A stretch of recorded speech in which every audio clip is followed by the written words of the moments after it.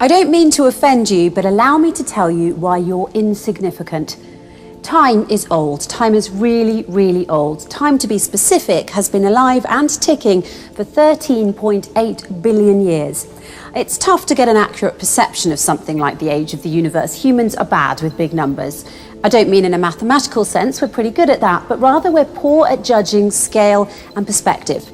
Have you considered, for example, that there's a 31-year difference between a million and a billion seconds? By the power of factors, a million seconds, being less than a fortnight, that's 2 weeks for those who don't know, may as well be discarded. The best scientific research currently estimates that the universe is 13.8 billion years old. But that number's so big it doesn't really mean anything to most of us. To put it into perspective, Carl Sagan, an American astronomer, cosmologist and astrophysicist, introduced the cosmic calendar and collapsed the entire history of the universe into just a single year. By employing this calendar metaphor, the human mind is able to approach unhuman timescales in a human format. In his book, The Dragons of Eden, and his TV series Cosmos, Carl Sagan popularized a method to visualize the chronology of the universe. It's simple. Take its current age, 13.8 billion years, and scale it down to a single year, the cosmic calendar, where midnight on the 1st of January marks the start of time, the Big Bang, and the end of the 31st of December is right now, this very moment. The cosmic year is one to remember. Here are a few highlights from it. January 1st, 14 seconds past midnight, hydrogen starts to form. It's cool enough now for electrons to combine with protons. Previously, the universe had been a hot plasma of photons, electrons and baryons. January 10th, the first stars ignite. For over 300 million years, the universe had been dark. January 13th, small galaxies first appear. March 15th, our galaxy, the Milky Way, first appears. End of August, start of September, our sun, the Earth, and the rest of our solar system is formed.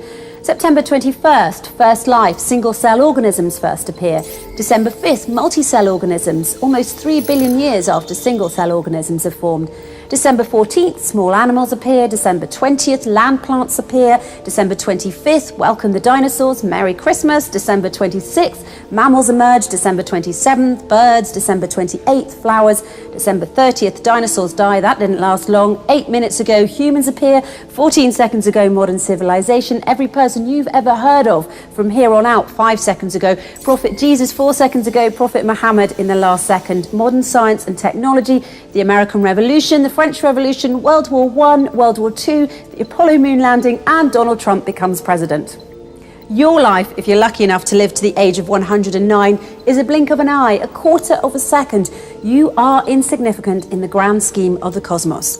But don't let that get you down. You're also extremely fortunate to have this fleeting moment in the sun. The average ejaculate has 250 million sperm cells, and you made it, buddy. Best make the best of your day. Carl Sagan's cosmic calendar did not only help us understand the age of the universe in an easier way, but it also helped us understand what is meant by two groups of verses in the Holy Quran, addressing the same topic, but written in a different way. The first group of verses says, "It is He, God, who created the heavens and earth in 6 days." And the other group of verses says, "It is He who created the heavens and the earth and what is between them in 6 days."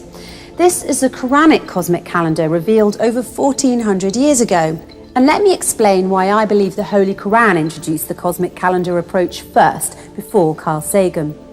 The answer is simple. It's because there is a great similarity between the Holy Quran's cosmic calendar and Carl Sagan's cosmic calendar. These similarities are as follows.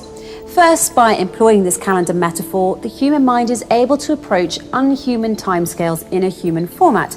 That's why Carl Sagan popularized the cosmic calendar in the first place and collapsed the entire history of the universe into just a single year, 365 days.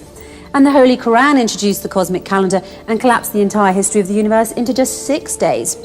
Second, Carl Sagan's cosmic calendar tells us that the Earth was formed in the end of August, which means it was formed in the 8th month out of 12 months, which is precisely at the point when the universe was in 2/3 of its age. Now, similarly, the Holy Quran's cosmic calendar tells us that the Earth was formed in 4 days out of a total of 6 days, being again when the universe was exactly in 2/3 of its age.